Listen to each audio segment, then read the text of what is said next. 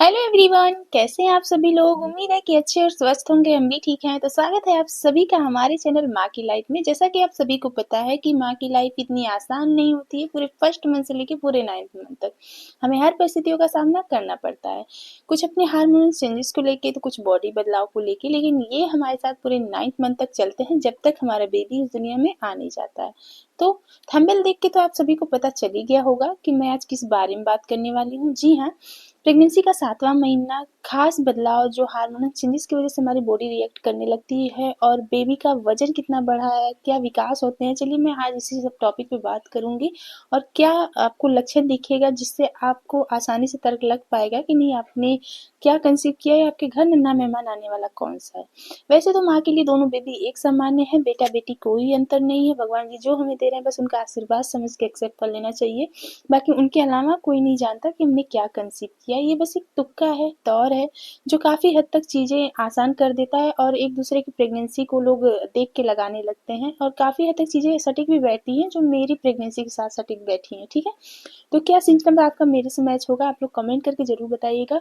और 7वें महीने में क्या बदलाव होते हैं, मैं ये आपको ज़रूर बताऊंगी। चलिए सबसे पहले वीडियो में अगर आप लोग नए होंगे तो प्लीज़ चैनल को सब्सक्राइब कर लीजिएगा, वीडियो को लाइक करके शेयर जरूर कर दीजिएगा, अपनी राय कमेंट में देना बिल्कुल भी ना भूलिएगा। ठीक है, सबसे जो तेजी से बदलाव होता है 7वें महीने में, और आपको क्या गलती नहीं करनी है ये भी मैं बताऊंगी। सबसे पहला जो विकास होता है 7वें महीने में, बेबी का विकास कितना हो जाता है मैं ये बात करूंगी आपसे। तो 1.5 kg के आसपास आपके बेबी का विकास हो जाता है, और कहा जाता है कि इन दौरान आपको बहुत ज़्यादा न्यूट्रिशन की ज़रूरत होती है, बहुत ज़्यादा पोषक तत्वों की ज़रूरत होती है, क्योंकि यही वो दौर है जो आपका बेबी बहुत तेज़ी से विकास करता है, बहुत तेज़ी से उसका वेट गेन होता है। अगर आप जितने अच्छे से आप अपना आहार लेंगी, जितना अच्छे से दूध वगैरह लेंगी, आपका बेबी का फैट भी उतने अच्छे से होगा, आपका भी अच्छे से मतलब जितना भी पोषक तत्व अगर आप लेंगी तो वो आपके बेबी को लगेगा। तो आप लोग खाते पीते रहिए, अपनी हेल्दी प्रेगनेंसी को एंजॉय करते रहिए। चलिए बात कर लेते हैं 7वें महीने में लक्षण के बारे में।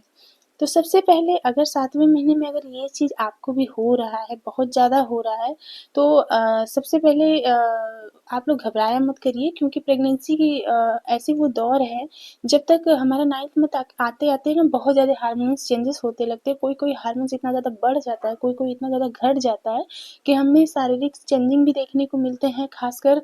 और कहते हैं ना कि व्हाइट डिस्चार्ज, जी हाँ, काफ़ी चीज़ें आसान तब हो जाती हैं समझना कि जब घर के बड़े बुजुर्ग हमें हो रहे परिवर्तन को देख देख के कहते हैं ना कि ये लक्षण हमारे बेबी बॉय से मैच हो रहा है, वो लक्षण हमारे बेबी गर्ल से मैच हो रहा है।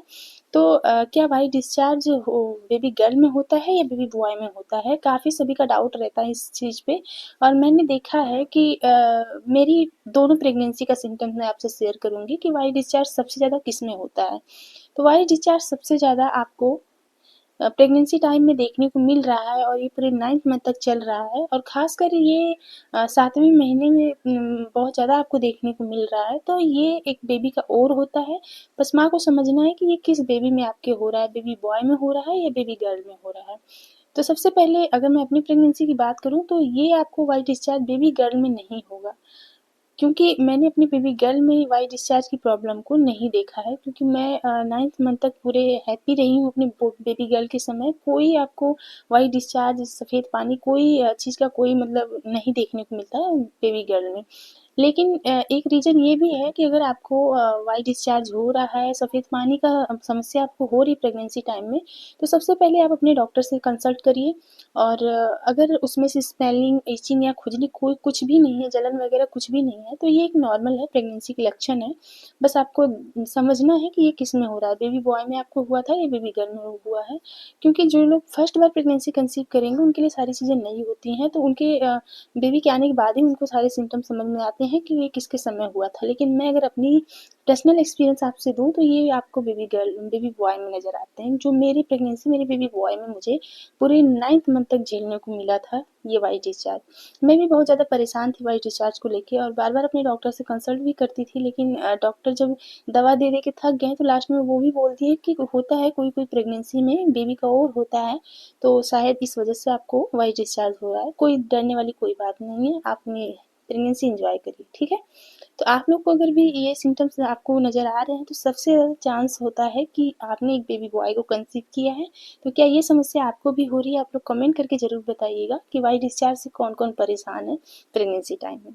तो अगर वीडियो आपको अच्छी लगी होगी तो प्लीज़ चैनल को सब्सक्राइब कर लीजिएगा, वीडियो को लाइक करके शेयर ज़रूर कर दीजिएगा। अपनी राय कमेंट में देना बिल्कुल भी ना भूलिएगा, ठीक है? Bye bye.